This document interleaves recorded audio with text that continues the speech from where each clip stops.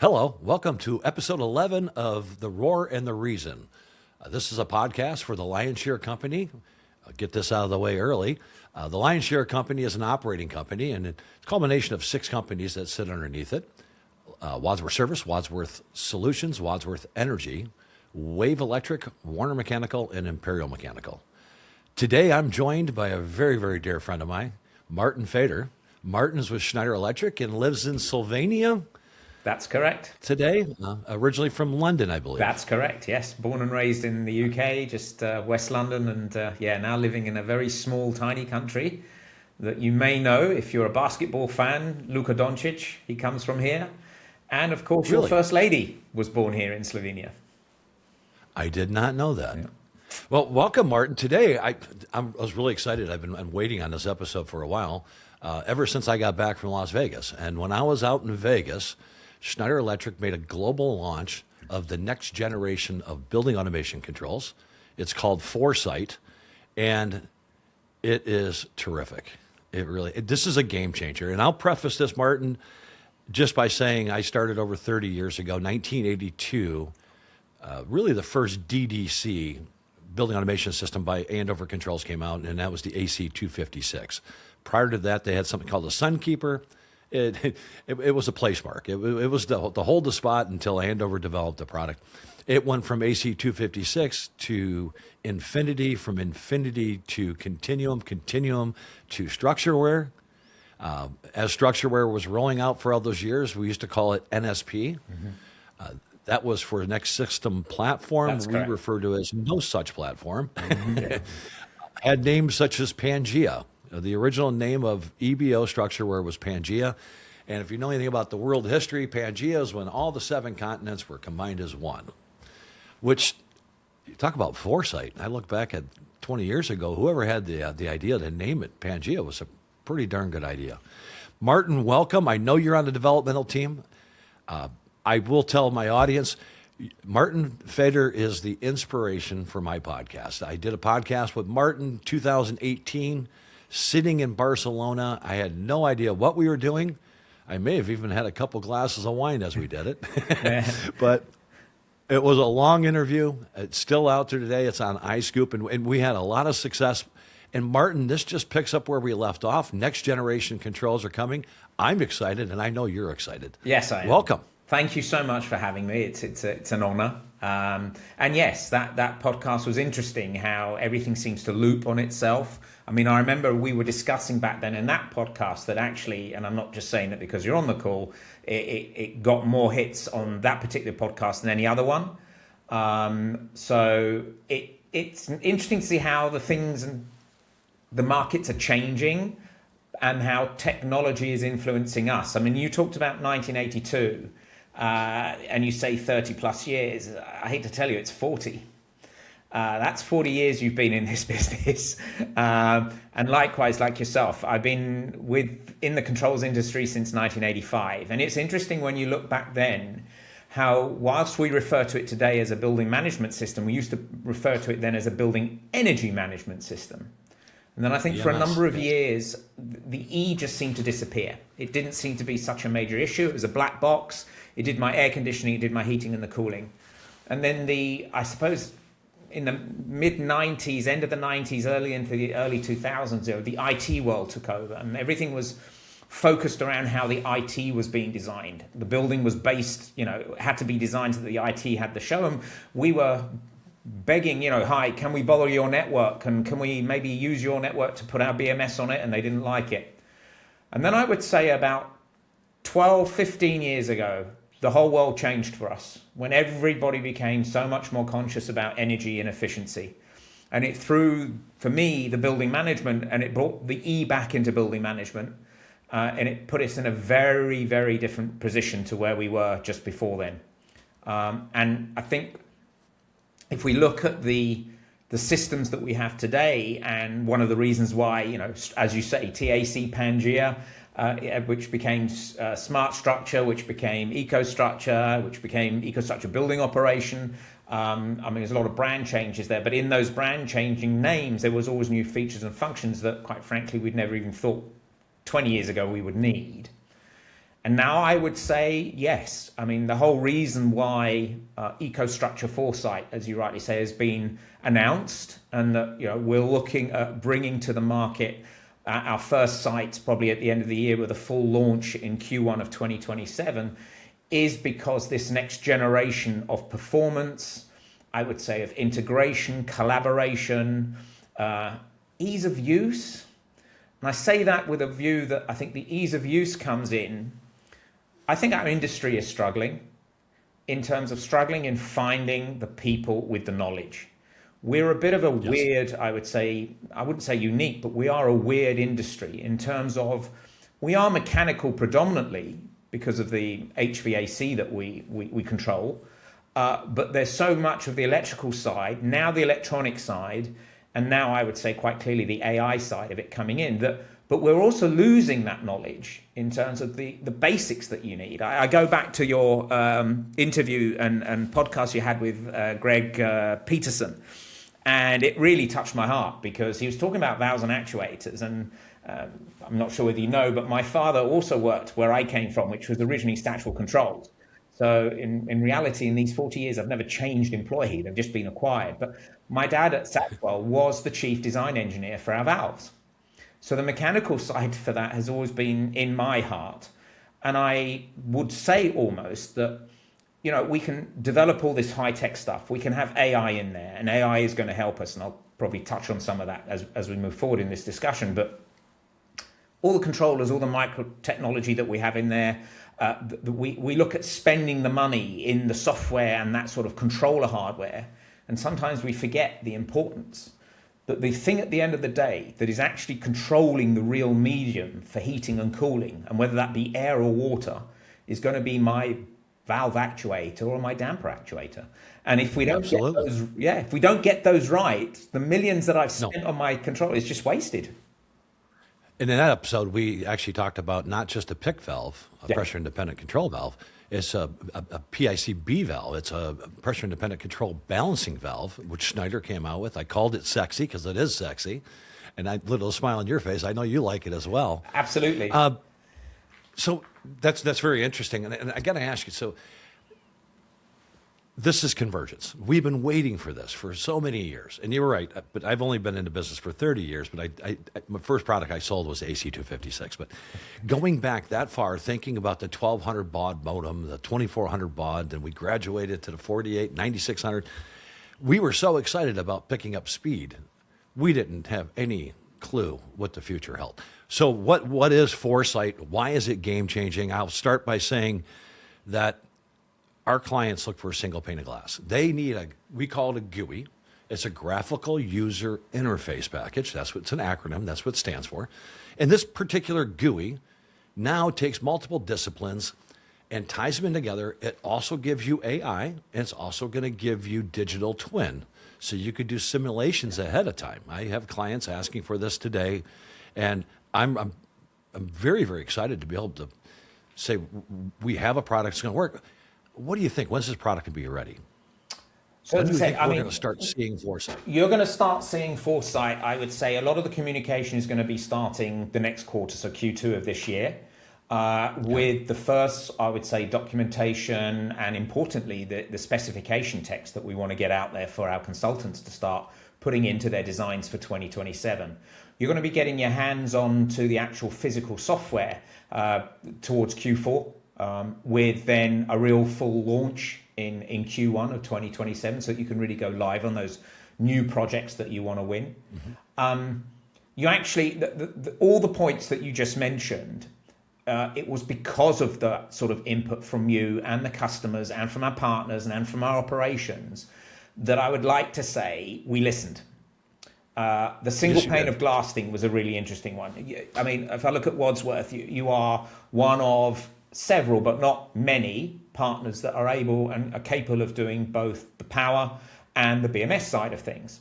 And whilst the two systems we had were integratable and we had set up templates for you to do that and do it quicker than normal, as you said, a lot of the feedback from the customers were, hang on a minute, why do I still have to have two separate systems? Why is it not that this data sharing in the background is just seamless, that because it's one system, it connects together? Why do I need to train my people?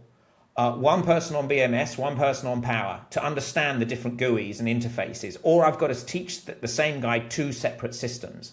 And when he leaves, because sometimes they find new jobs or they have to get relocated, it costs me a packet to train somebody again on 2 separate systems. And when we look at that whole holistic system delivery, you suddenly start to realize that it's difficult for some of our customers.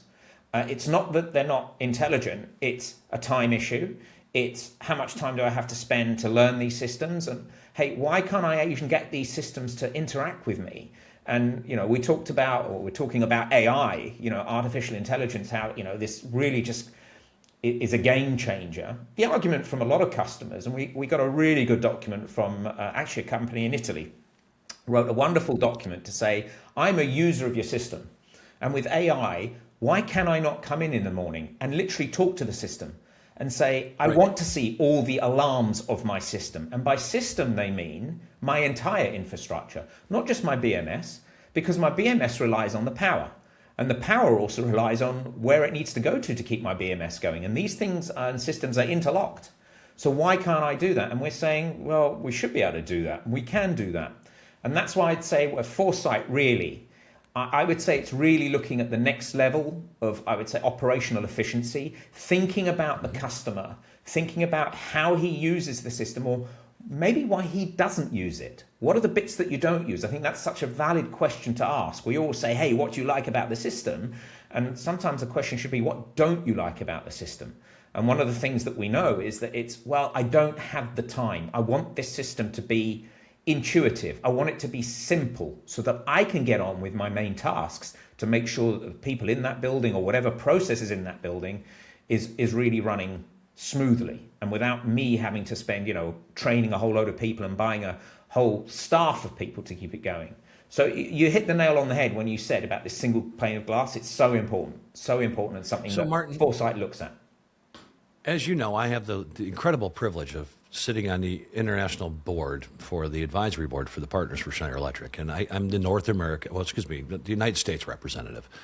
And I just had a meeting last week, and we were having some deeper discussion about Foresight. First, there's the excitement, the rollout. And we got to actually watch it in action with Manish. And I was quite impressed, but I also had some skepticism, obviously. I always do. But as I started asking more and more questions, I think the one thing that thrills me and excites me the most is not just a single pane of glass. It's that convergence of taking power, energy, building automation, security, all bringing them into the same platform. But now, with EBO, I can do power measurement, which is I can measure the quantity of utilities that we're using. What I couldn't do with EBO without having PME is I could not do power quality monitoring. Yeah. And now, inherent to the system, built into the system, and probably the biggest concern for a lot of our clients, because of all the hyperscalers and everything that we talk about just about every episode, with everything going on, I want to know what my power consumption is, but I also want to know what my power quality is. Yes. And that is included in this package. I can sit here and tell you we're going to have plenty of clients, existing systems with the legacy systems installed, that this will be a pretty simple upgrade. And I'm excited because this might also be the last system I have to deal with. Likewise. I'm getting to that age. I'm getting to that age. This is it. I think this is my last platform. Yeah. And it's quite exciting. So the rollout, we're looking late 26, early 27. Martin, how do you think this is going to change the industry? I think from a user point of view, it's going to set a bit of a benchmark in terms of, as exactly what you said, is bringing these systems together with AI inside, inherently built in, so that really, you can, the resiliency, the uptime of that system, with AI added diagnostics and alarm systems and things like that, that I think, I'm not going to talk for our competitors. I'm pretty sure they're all going to be looking to do the same thing. I think where the uniqueness comes in from our side is the fact that within house of Schneider Electric, we're so strong on the power side. We're so strong on the BMS side. We're so strong on the microgrid side. And that microgrid side is getting so much traction and understanding now that once you've got, in order for microgrid to work properly, you need those 3 pillars working in harmony. The grid, the power, and the building. Otherwise, you don't really have microgrid control. And that's where I would say Schneider is unique. And that's why I believe the change, in the market that we will be able to make with this is going to come. I think the important message also to say is, yes, it is a new system, but I would say it is a evolution of the systems we have today. I wouldn't call it a revolution. And the reason why I say it's not going to be a revolution is because I don't want to get the impression that it's going to be, is this going to work? Are my controllers going to work? Is the infrastructure that I have today going to work? And the categoric answer I can give on the BMS side is 100% it will, because it is an evolution of the coding and the software that we have today. And a lot of it is changing and being modernized, being prepared for what I would call the future-ready operation. With the scalability, the flexibility, the open architectures, all that already in there. But it is going to be 100% compatible with whatever infrastructure you've got there from Schneider today in terms of the BMS side. And full well, we had all those years ago with the acquisitions of Andover Continuum, of TAC Vistas, Satchel Sigma, and people told us we were being stupid. We should never even bother doing that. But we came away with the fact that saying that, you've got the whole of the Inventis IA as well. We're compatible with all those systems. And even with this new Foresight, we are basically saying no customer will be left behind. They'll all be part of this migration. And to be honest, anybody that's on release 7 today, and if they're on the annual recurring revenue subscription package, they will be entitled to, within that recurring revenue package, the upgrade to Foresight with the full knowledge that it's going to work. That's excellent. You call it an evolution, not a revolution, and I understand why you say that, and it makes sense. But it's impactful, if anything. It's certainly impactful to the industry. Yeah. I like that Foresight is in the forefront of the industry today. I would say the revolution comes in with the things that we're going to build in as native, things like AI. Everybody talks about the AI, but we're seeing already with some of the stuff and even the projects that I'm running. And I'll say it, some of the projects aren't always for the customer, the end user. Some of these AI projects are going to be for our partners like yourselves, for our engineers to be able to deliver quicker, more accurate with less errors. A simple AI, I say this, a simple AI to do your operators and maintenance manual, to do it for you automatically. And the interesting thing, and this is why I have to have a little bit of a wry smile, is that at Satchel Sigma days, back in the late 80s, early 90s, we had that. We called it basically an algorithm that was reading the program that had been created. Today we call it AI. I don't know why for the life of me we dropped it all those years ago, but now with AI it can do so much more. It's the language independence. It will read exactly what you have programmed and give you a plain text written description for your operators and maintenance manual. You could run that during your exercise not the exercise, but you could run that during the programming to check, am I building to spec? Is this thing interpreting what the spec is telling me to do in the right way? And I'm just thinking the amount of time that will save. Time to allow the engineers to go off and do the things that are a little bit more tricky, like the commissioning and, proving points and things like that. So the revolution comes in with everything being built in, I would say. I think that's going to be the big change. And for us, the revolution, I think on the market, again, comes back to this, bringing these 3 domains into a single pane of glass. That, for me, is a revolution. Absolutely. So during my visit to Prague last year for the Schneider meetings, it was May of last year, I wasn't shy. I think you know that already. But I was very boisterous about the utilization of AI in the building automation world, and that some of the competitors are using it now to trim their programming hours. And my question back to Schneider was at the time, hey, what are you guys doing? And don't tell me you're working on it. I want to know when you're going to release it and when it's going to be usable. Well, they took that whole notion, that whole concept, and they kicked it out of the park. I mean, they really did, because what I was asking for is trimming of 19, 20 hours. They came out with a whole new AI-based platform that is only going to get better. The one question I asked about programming is, like, in our world, we have to get better at programming. We have to get more efficient, and it has to be less expensive if we want to stay relevant, right? And one of the challenges how are we going to get there? Well, I will sit here and tell you now that Schneider Electric and the Technical Advisory Board, the TAB, which we have an individual, Jimmy Okapal, that sits on that board, the partners, which we act as independent branch offices anyway, the partners have been sharing some of our most comprehensive programs with Schneider because they're trying to teach right now EBO and trying to teach it how to learn the programming. And I'm not sure too much more than that. All I know is I needed to trim my hours. I need us to be more efficient. Our customers need us to be more efficient. And of course, we have to control costs. And control costs while offering a value proposition that makes sense. And when I look at the value proposition of a single pane of glass, that's pretty incredible. Martin, I can't thank you enough, sir, for joining me today. What a pleasure. Thank you for having me. It's been a real honor. Been a real honor. You're an outstanding guest. You really are. Between you and Graham Reese, I don't know what to do with myself. I don't have to reach to the other side of the world next. I think between the two of us, we probably, and yourself, we're over 100 years worth of experience in this in this industry. And maybe sometimes we can still be, we looked at being the dinosaurs. I'm still learning every day. This whole AI stuff is a complete game changer. It's changing the way we think. I'd like to think our experience is getting through to, and I have to say I'm so enthusiastic with my colleagues, the younger generation coming through. They're thinking really out of the box. They may not have the mechanical HVAC, thermodynamics basics that we have, but I think combined, it's proving we're being a force. And with AI, as you said, and we talked about at the beginning, with this brain drain in our industry, if we can get AI to take over those tasks to make sure that the systems themselves are working as well as they should be working and that they're self-adjusting and self-learning, that's where I see also, we're taking the energy management and energy savings and energy efficiency to the next level.